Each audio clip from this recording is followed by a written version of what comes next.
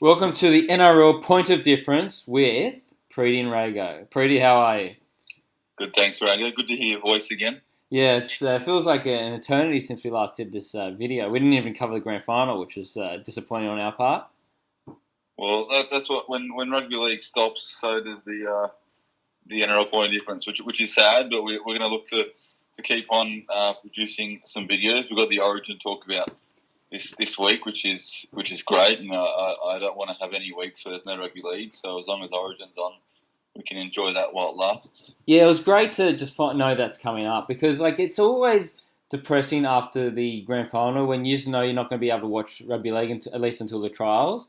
But the fact that Origin is at the end of the year, we made the comment about how good it is to have it at the end of the year and kind of all the benefits for that reason to have it at the end of the season. But it's just it felt a bit lackluster last night. I don't know about you. What do you think about it?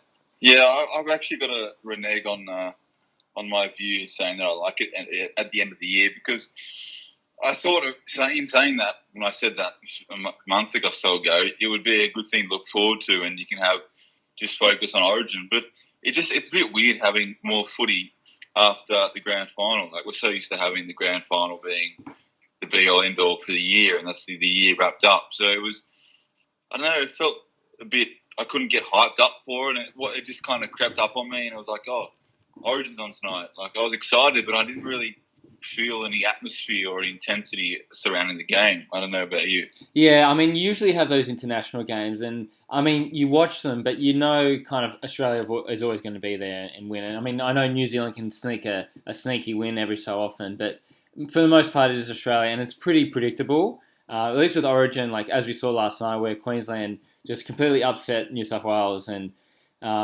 it's a completely different ball game. I tend to agree with you. It seemed like it was just an ordinary club game. There was an intensity factor in that second half, but that first half was just nearly put me to sleep. I don't know why, or I guess maybe it's a bit of fatigue factor because if you kind of look at the perform, I mean, I know we'll get into it a bit later, but if you look at the performance of Cleary and a couple of the other Melbourne and Penrith players, I mean, besides from Capewell, Munster even seemed a bit lackluster. I know he scored that try, but Cleary. He's still drunk from his big grand final win. I mean, yeah, I mean, he had the hangover game of his life, though. I mean, I know, but he just seemed a bit quiet, especially in that first half where those players who are kind of coming off those finals games just seemed a bit lackluster, in my opinion. Well, it looks like they felt exactly how we feel. A bit like the season was already done, and hang on, we've got to get up to another series, like another game when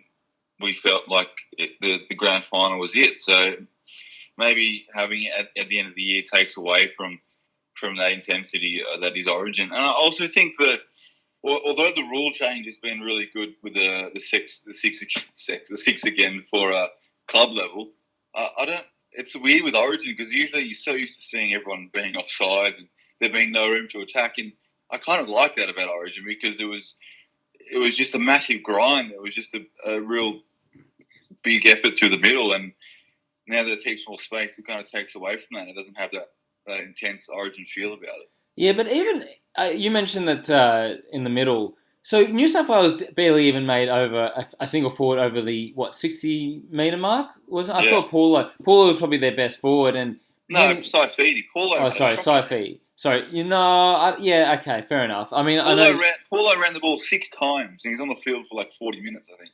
Yeah, but I don't know. Whenever he got the ball, it just looked dangerous every time. Maybe that's why I noticed it because he got two deadly offloads away, which were good. But maybe that's the reason why he stood out to me. I know Saifidi was pretty decent as well.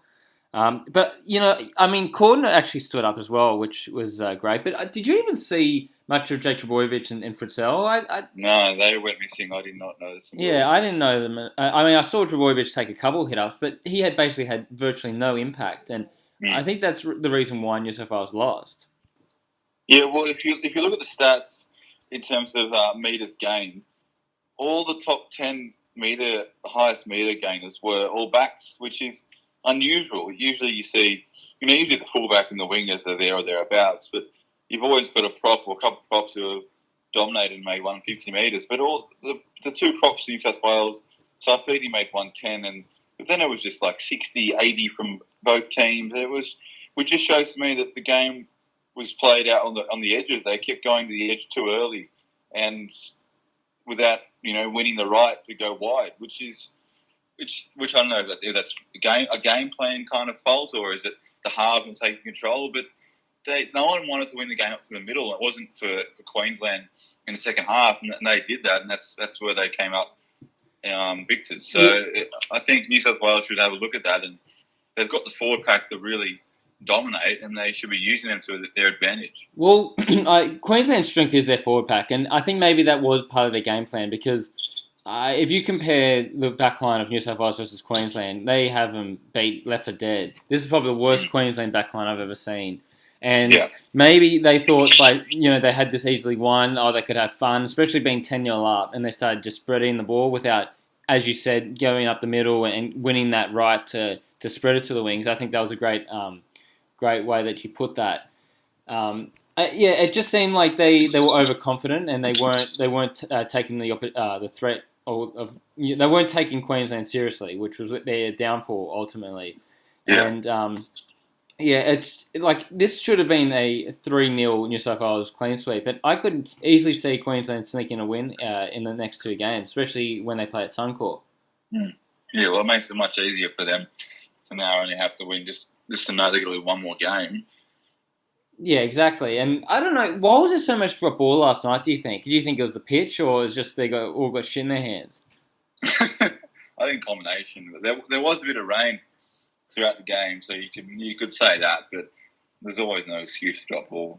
Yeah. Especially in Origin level. But I just hope New South Wales can learn a lot from that. And I think this didn't look like they had a plan B in their game plan. Like if their plan A wasn't working, then they didn't try anything new. And I think it wasn't until Walker came on where they started to look dangerous again. He created a bit of creativity, which I think Keary and Cleary lacked, to be honest. And yeah, it sets up for a massive game in game two. And you made a good point. Queensland's forward pack is their strength, but if anyone can play off the back of a rolling forward pack, it doesn't matter who you've got on the edges. Bloody you and I could finish some tries off if you've got plenty of space and a forward pack's laying platform. So if New South Wales just do that, then I think they were a bit cocky and they just went wide too early and thought, we've got Whiten and Gutho who can destroy the likes of Catewell and Sammy and those kind of players. But gee, Catewell was the best centre on the field, bar Gagai, so they've got a lot to reconsider for game two. Well, that's the thing. They played Jack White and Gutherson out of place, and Capel and Gagai both respectively just basically were the reasons why that Queensland hit back. And that was an awful defensive, attempt by Gutherson, and I think he ultimately cost New South Wales the game because that's when New South Wales started getting a roll on. Queensland started getting a roll on, and they never really recovered. But you brought up a good point about when Walker came on. I'm not exactly sure what position he was playing, possibly a lock. But yeah, it was just a floating lock or just an extra 5'8". It was odd. Yeah, because I think Queensland brought on Ben Hunt in a similar role, and when they did that, that's when their attack a bit livened up because there was another ball player on the park. So it wasn't just the predictable Cherry Evans and Munster and playing off to the centres and props. And it just gave them that bit of diversity. And when Walker came on, they just seemed a lot more energetic and they had a lot more going for them. But that also brings up a headache question. Do you replace Keary, who's been the best 5'8" in the last 3 or 4 years, and place him with Walker, who is in red hot form at the moment? That's a tough question. What would you do? Look, I don't think I would, but I would leave Walker on the bench. I think he's a real good player to bring on when other teams get tired, and even if you bring him on like before half time and then again before full time, like I don't think Freddie gave him enough time to work his magic. I think he was kind of Hail Mary play, but I do think Keary is the premier 5'8" in the competition, and he deserves his spot. And won average game. I don't think you can just chop and change like that. But I guess it is do or die at the moment. So you do want your best players out there. But I think if you give Walker more of a chance off the bench and the forwards can lay more of a platform for Keary, then we'll see a bit more success. But Keary was definitely the best, out of Keary and Cleary. I think Keary was definitely the better player. I mean, I know you just can't play Walker and Keary in the same team because they're two running 5'8". You kind of need that balance. But Cleary just really disappointed me. He had a pretty lackluster performance in the grand final. Well, I mean, I guess he had a good performance against Rabbitohs, but he really wasn't the focal point there. He wasn't really the reason why they won. I mean, I know he had a great kicking game, but he just didn't stand out. The only game I can really remember him standing out in a big game was the one against Roosters, where he scored 3 tries. I mean, have you seen him have a good Origin? I don't think I have. I mean, yes, he is a very steady-minded player, and one of those players that you really want to control your team. But you got to question him. Does he lift in those big games, or does he just take a back seat like a Mitchell Pearce would? Yeah, it's an interesting point because you never really see him stand out. He's kind of a player who just does his job, but is he even doing that at the moment? Is the question. And I wouldn't. He's the future of New South Wales. So I wouldn't be chopping and changing him.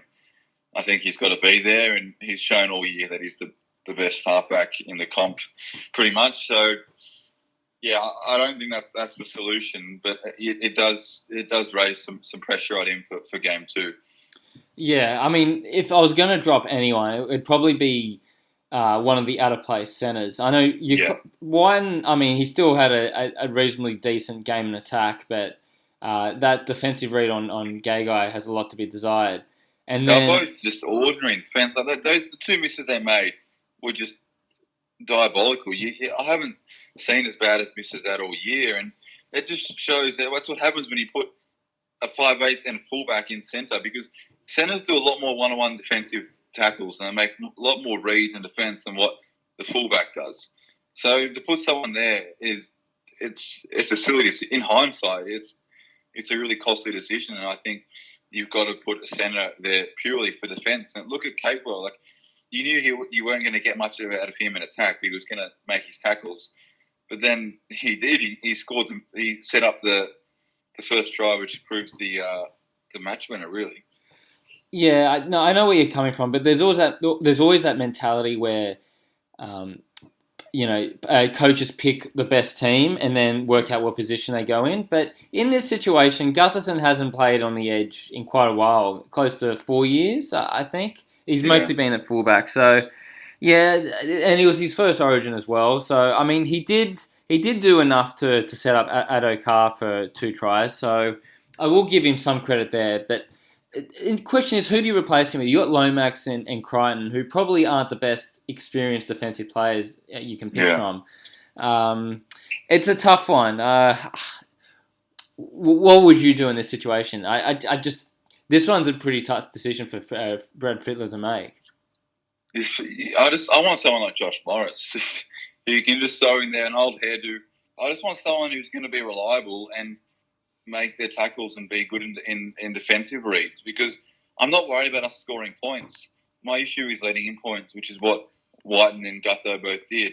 And I'm sure that if Blues just turn their focus to running hard up the middle and then going wide, that they can easily turn around their performance and score 20, 30 points in a game. I'm not worried about their attack, because they're star-studded. It's just their defence on the edges is what's going to let them down. But credit to Capewell, he had a fantastic game. Was that his debut game as well? I think he was 18th man last year. But yeah, I mean, you got to give credit to Queensland for them to hit back. I don't know what Wayne said to them at halftime, but whatever he did, really sparked them up. Yeah, he must have, given his old man balls. Maybe he rubbed them in their face, and maybe that just made them light up. Maybe that's their drug. Well, Gus kept on going on about he's the best halftime coach in the game's ever seen, and it was a big call from Gus, but it turned out to be the right one. Whether he can back that up again, but he has made some big halftime sprays, obviously, in the past, and it's worked, and it worked again last night. But it wasn't Gus Gould also the guy who said that Penrith were in control when Melbourne were up by 16 points? Yeah, he's the same Gus. Well, exactly. Well, also Jake Friend actually played a pivotal role at dummy half as well. He was actually pretty good, especially against Cook, who had a bit of a quiet game minus that try that he scored. I didn't really see him take. I guess that comes on the back of the forward pack where they just didn't get that go forward, and Cook really didn't have much opportunity to go forward. But yeah, I just think Queensland have experience in those key positions that New South Wales are lacking. So they've got a team full of they've got. Well, I mean, I know their fullback is injured at the moment, so they've got Ponga out, but they've got Munster, Cherry Evans, and Friend, and then also Hunt coming in. So that's a lot of experience, especially in Origin, that they have. When you compare that to the likes of Kiri, who's on debut, and Cleary, and also Tedesco was partially injured, if I'm not mistaken. Yeah, he was hampered by a knee injury. But it feels so weird knowing that Kiri was on debut. Like, he's just been around for ages. You expect him to have played Origin before, but obviously he's been injured every time they've selected the team. Yeah, it's always been an unfortunate set of circumstances for him. Last year was concussions. I think the year before they just didn't go with him for some reason. I think they elected to go Maloney, wasn't it? Maloney and Cleary, yeah, because they wanted to go that combination from Penrith. That's right, because they were actually on fire at the start of this 2018 season. But yeah, there's some selection headaches to make. But in saying that, if the team just played properly, they would have run over Queensland. That when they were up by 10-0, every time they had the opportunity in the Queensland half, they looked dangerous and they basically scored. But just for whatever reason, they just weren't complete. That Tupou offload, when he was taking off the line and he was trying to offload to Walker, I think it was, and it just went to the ground, and I think Munster ran away with it and scored. That just shows how awful the New South Wales played. Just because that one play just emphasised everything about their performance, and that was disgusting on his part. And to be honest, I'd probably be inclined to drop Tupou. I know he had quite a few run meters, but I was more inclined to pick Kodrick as the player to put in the team as opposed to Tupou. Do you have a preference there? No, I don't really have a preference. I mean, I was under the impression Kodrick would get picked, but I'm not disappointed that Tupou's playing. He runs the ball very well out of his own 20 metres. I think he ran for over 220 odd metres last night, but he does have an error in him, doesn't he? Well, it was a very costly error. That was at an opportunity where they just didn't need to make a dumb mistake. I think they were in the lead at the point. It was 12-10. I think it was 12-10. And that was basically the difference maker. So, it's just that lack of that stupidity that cost them the game there. And there was no need to do that offloader. Maybe it was possibly Walker trying to spark something. It was just frustration. I think it just showed that New South Wales were expected to win. They thought they would win. And when they weren't winning, they tried to force their hand to try and come up with a miracle play, and it just summed up the night. You're right. But also, you got to think that Queensland basically won on goal kicking. I know Cherry Evans missed quite an easy one in front, but if Cleary slots those two goals, it becomes 18-all. So I guess that's all that was in it, and not to mention that controversial call by Sutton at the very end there, where.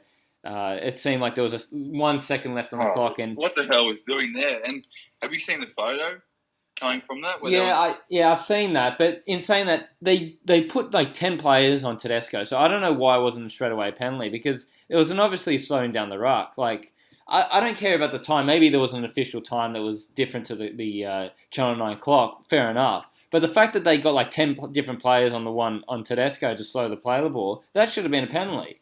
Yeah, it's a penalty every day of the week. If they're purposely slowing down the play of the ball, and like I was looking at the clock, I think it was 52 seconds gone when the tackle was pretty much started, like when he fell to the ground. So it took him like 7 seconds to get up and play the ball, and that's just ridiculous. There's no way it takes that long.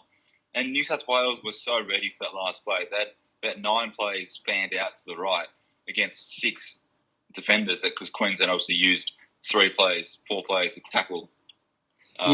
That's the problem with the 6 again rule, because like you can easily just hold someone down, get 6 again. I know there was a sin bin with Kafusi, but he fucking took 10 minutes to get off the field and slow down the momentum. That made me so angry. Yeah. Well, I mean, we're really showing our bias here, But in saying that, it is smart football. I think Melbourne did a similar tactic against Penrith where they were just trying to slow down Penrith as much as possible and then end up having two sin bins at the end of the game. And it could have definitely been costly if Penrith somehow managed to score in that, or did a Dave Taylor to, what was it? Who was on the wing? Was it Tyrrell? Did he pass it to? McQueen, that's right, yeah. Yeah, against the Roosters in round, in 2014, if I'm not mistaken. Lions McQueen. McQueen links up with Reynolds. That was a great call by Big Head. Yeah, Warren Smith. Take me now, I've seen it all. Okay, so in saying that, do you see Queensland winning this series? It'd be shocking to see them win this series. In saying that, like they had a good performance and they got the win last night. But in saying that, New South Wales definitely have the better team and they should be winning this series. Yeah. But I'm not 100% sure. Queensland played their best possible game, I think, last night, which should give New South Wales fans and team the hope that because New South Wales definitely did not play their best. So if New South Wales can smarten up and have a better game plan, have a plan B if that doesn't work, then I can't see any reason why they can't win the next two games, especially now that Brimson's been ruled out for the series, which is another big blow. So that is another question for us to see who will play fullback for Queensland. Probably that star, what's his name? Lee. What's his first name? Brenko Lee, that's right. I didn't want fullback? Yeah, I'm just joking. No, because Fox Sports said that the star's injured and they said Brenko Lee's out. Oh, God. He's a barely star in bloody Melbourne. But you got to remember, last year Walker was the 5'8", and they dropped him for Pearce. Was it Pearce they dropped him for?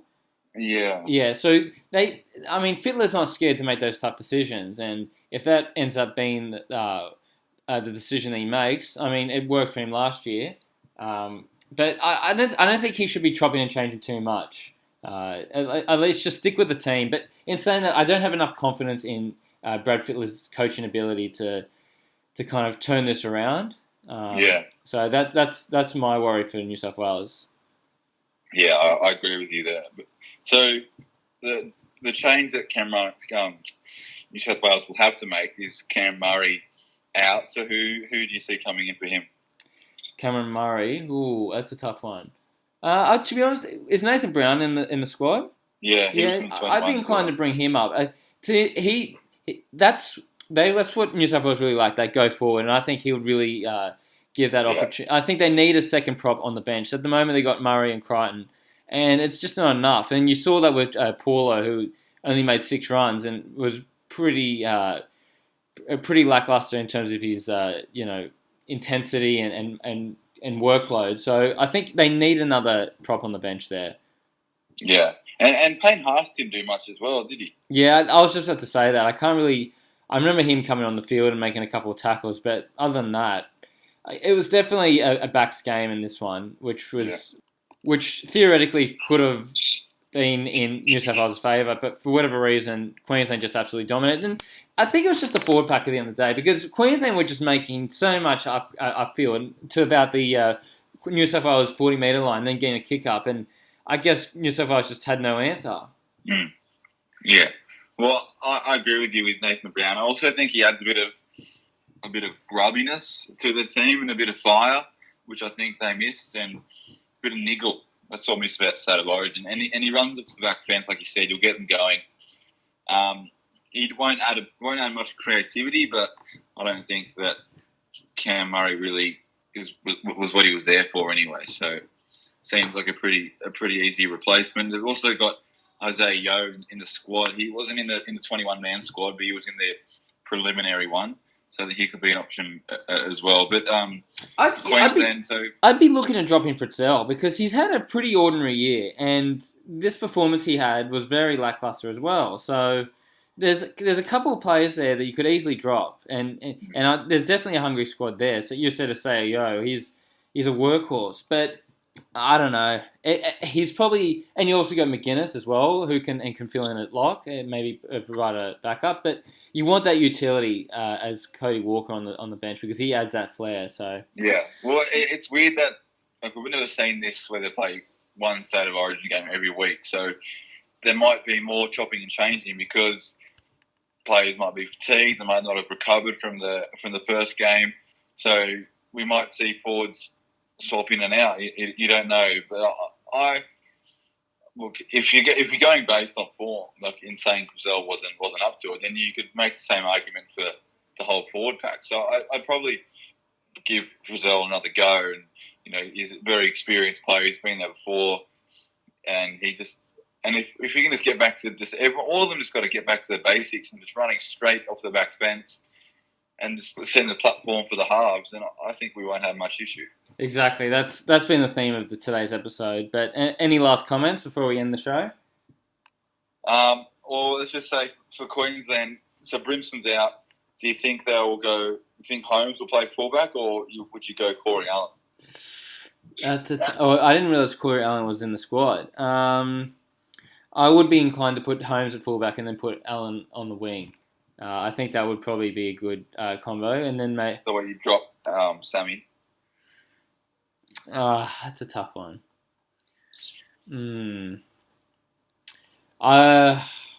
It's a toying cost between Sammy and Coates. I think probably Sammy got to drop.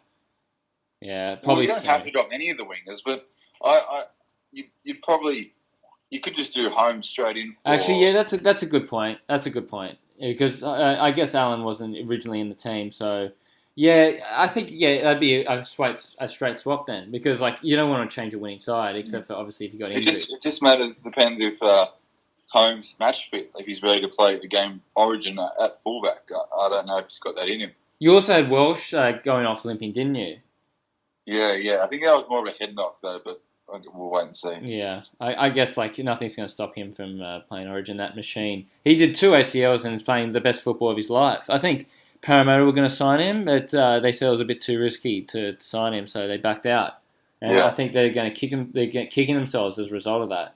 Yeah. Well, there was rumours there were a few. I think St George were interested, and so was South. So there was. He's a pretty high in demand prop, and he's showing why. Sounds like Melbourne are doing more underhanded deals to keep their players at their club. Gee, let's not open that can of worms. Wouldn't be surprised. Anyway, that's all the time we have for today's episode. If you want to follow us, like our Facebook page, NRL Point of Difference, subscribe to us on YouTube, and feel free to leave a comment so we can reply to it next week. Been fun talking to you.